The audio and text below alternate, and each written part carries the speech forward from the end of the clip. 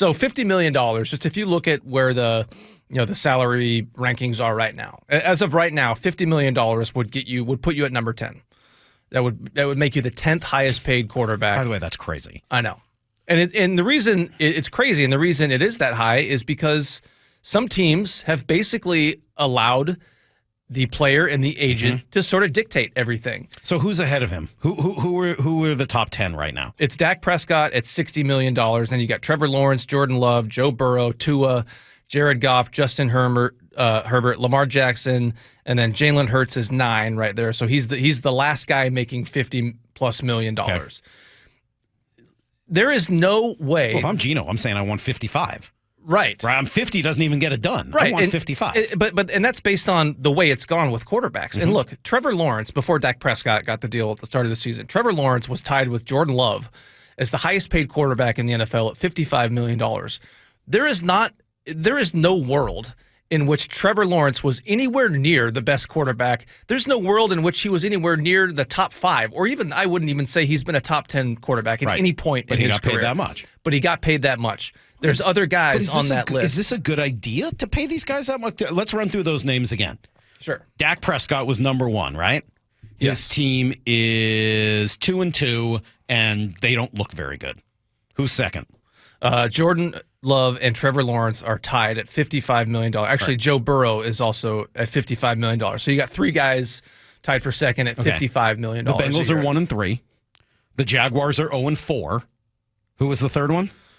Jordan Love, who's hurt. Jordan Love has been hurt. Yeah. Okay. So that one we don't really know about at the moment. And then Tua is... We'll see what direction it goes, but the Packers are also 2-2. Yeah, Tua is 5th. He's hurt, and their team is 1-3, and they look awful. Right, and then you got Jared Goff, who's... Excellent. Looks like he's making his money. Absolutely. Totally worth it. Justin Herbert.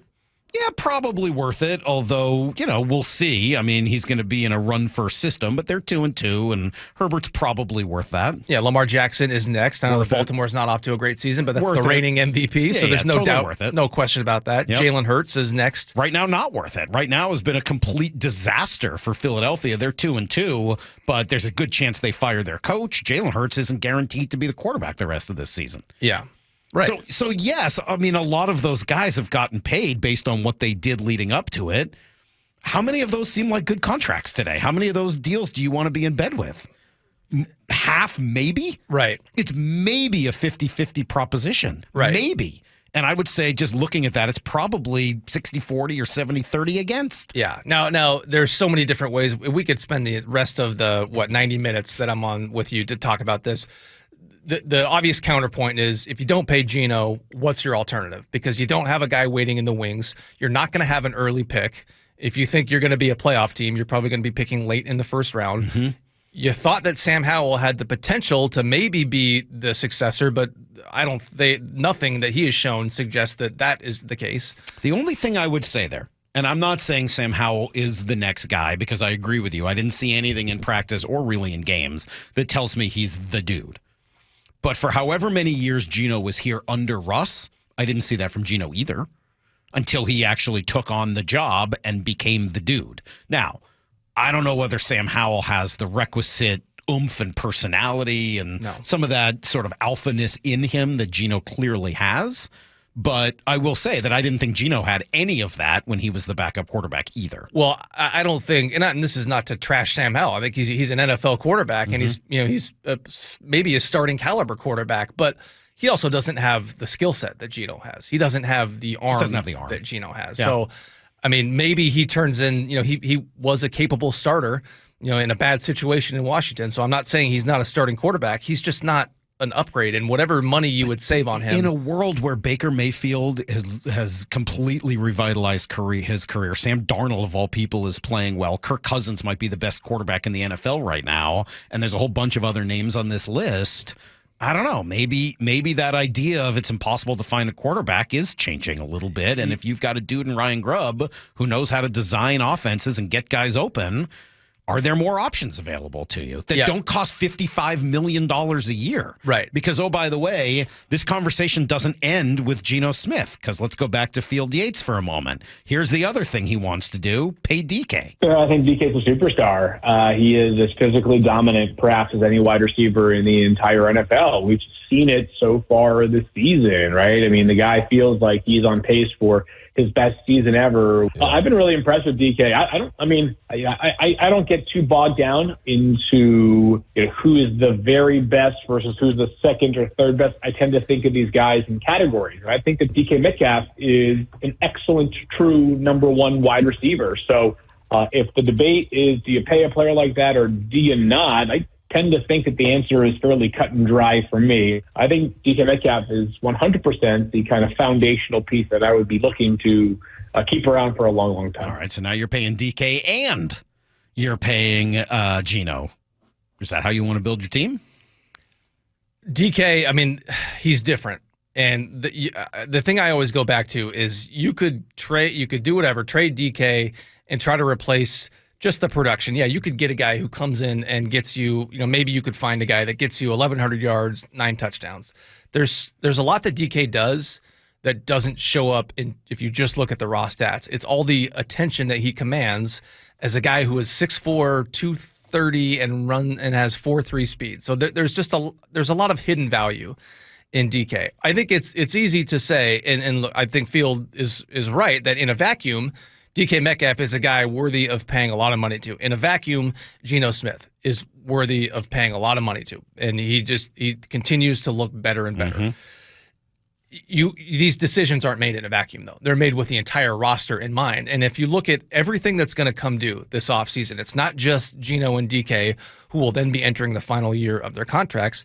It's everybody from that great 2022 draft class. So you know who else is going to be in line for a new deal? Charles Cross, who looks like one of the best left tackles in the NFL right now.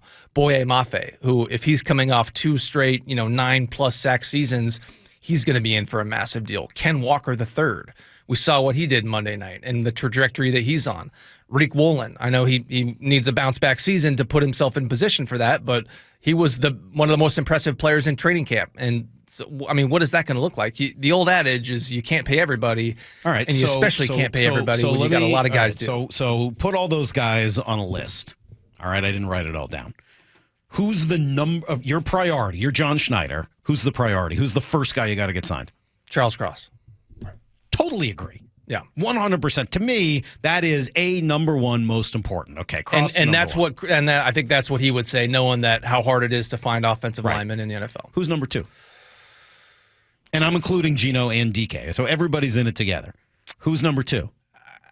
I think it becomes DK, knowing how much I think he's going to force the issue. Now we know that Geno.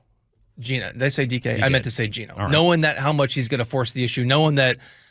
John Schneider said his agent reached out to him about a new contract. We know that Geno is already unhappy about his contract.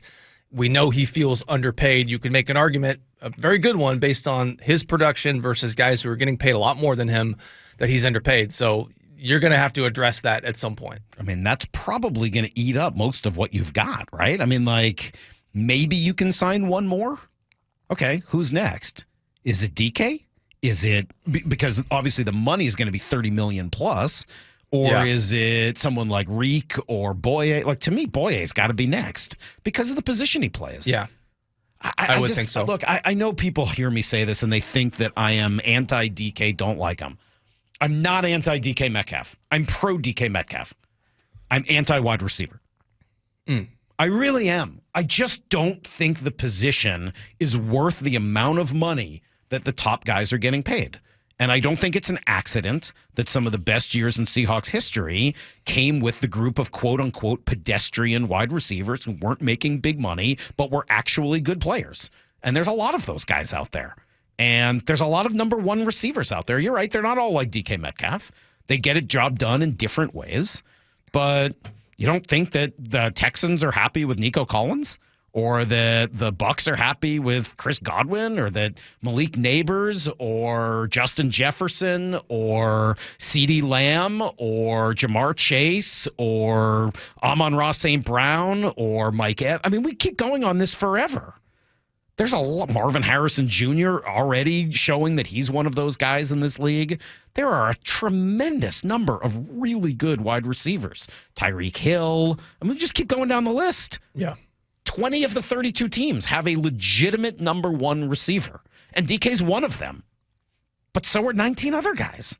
You want to spend $30 million on that position when you've got a ton that you've got to do, and you got to re-sign Cross and Boye and Reek and all of the things that kind of make your team what they are?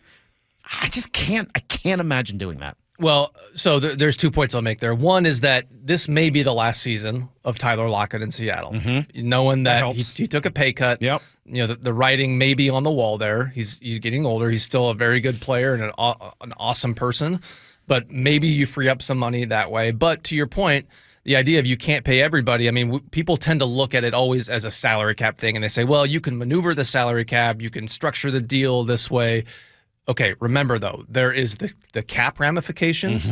There's also the cash ramifications. And unless you're a team like Dallas that prints money and you can always come up with cash, I mean, a lot of the NFL, the Seahawks included, they are operating under a cash budget. And when you pay a guy a new contract, you got to pay a lot of upfront money in the form of a signing bonus. Even if you defer, like they do, they defer a lot of the signing bonus payments. Even then, you're still talking about a lot of upfront money. And that just goes back to the idea that you can't pay everybody. And one more point I'll make on the Geno thing, and the thing that Field Yates said, I think is worth revisiting, about how the name of the game to some degree is that anybody who is anybody in terms of quarterback, when they're due, the trend has been that they become either the top guy or right at the top. I don't think the Seahawks are going to play that game. I've seen they have been much more of a value-based organization. And so, the Jaguars, Trevor Lawrence and his agent, they held the Jaguars over a gun barrel and said, you're going to make me the highest paid quarterback in the NFL. I don't think the Seahawks are going to play that game. So is Geno going to be, is he going to want to be a top 5 guy? That's one thing. Is he going to want to be paid in line with where the production has been? I think that's a more realistic conversation. I don't see them making him, the first, the second, third, a top 5 guy unless the production matches that this season. I don't think they're going to do that just because that's been the trend in the NFL.